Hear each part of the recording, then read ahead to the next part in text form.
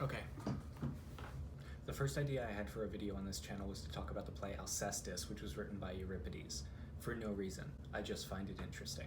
Alcestis was performed 438 BC, so that would be like 2,500 years ago almost. It is a play about a prince and his wife who loves him too much, and Apollo, who is indebted to servitude to that prince. So the plot starts out, and Alcestis is like on her deathbed.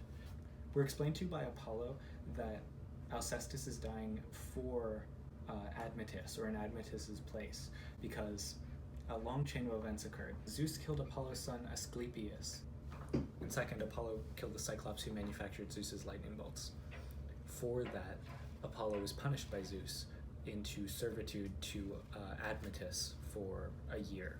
Admetus off-screen sort of dies, and Apollo tricks the fates into letting him trade his life for another person's. So Admetus goes around, he talks to his dad, talks to his mom, old people, talks to his friends. None of them say that they want to die in his place, except for his wife. His wife Alcestis says that she was willing to die in his place.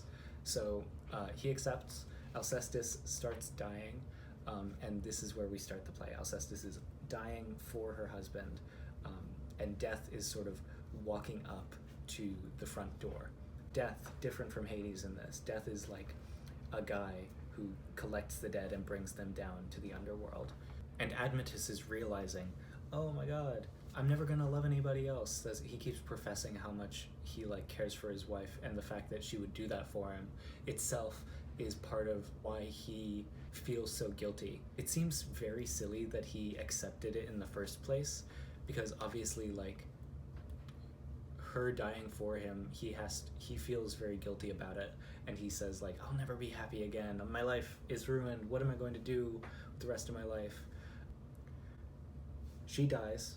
Death comes to sort of start collecting her, and Hercules comes in just randomly, related to another story. Hercules just walks up, is like, hey, can I stay here for the night? Because I'm going to this other place to do this thing. I have to wrangle this horse that's evil.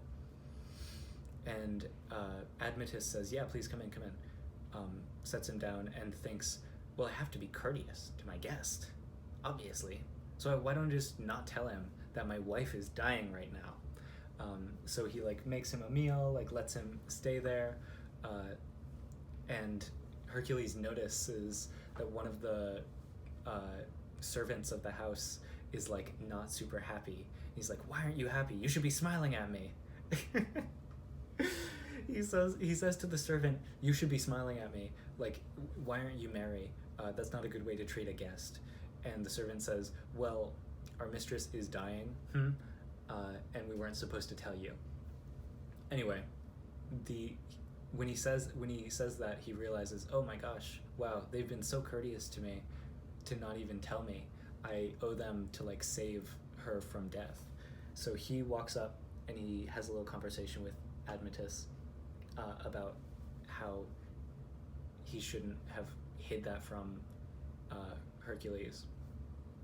And then he wrestles Death, and he pulls her back, and she comes back, and there's some rule about her not talking for 3 days, but she's back and alive. I think this work has some really interesting themes. For one, I think the theme of being so courteous as to not tell someone else that someone has died or whatever is definitely an exploration of what courtesy means, or what it means to be polite and welcoming to somebody.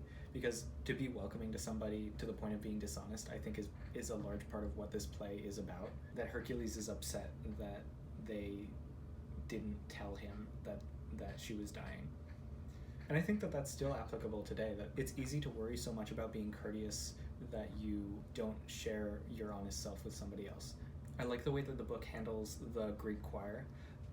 The Greek choir in this is just a big crowd of people who walk onto the stage and start spouting thoughts that the court of fairies might think. So people oh, I'm so sad that she's dying, or why did he let her die for him, whatever. I think that it was a very funny way to provide the audience with a perspective of the broader group of people in the play that are affected by it, without giving any of them a role, or like giving any one of them a representative role. Yeah, it was an interesting, I would actually like to see that more, or I think that that's an interesting strategy in plays, for exploring the mindset of a crowd. There's a really cool painting of this play, which is why I thought about it in the first place. I'm putting it up like right here. I think that the painting was a big part of why I was actually interested in it. Yeah, I would recommend it. I'm excited to read the rest of the plays by Euripides that I have in this book. And yeah, I'm interested in your thoughts, Vera. Thanks for listening.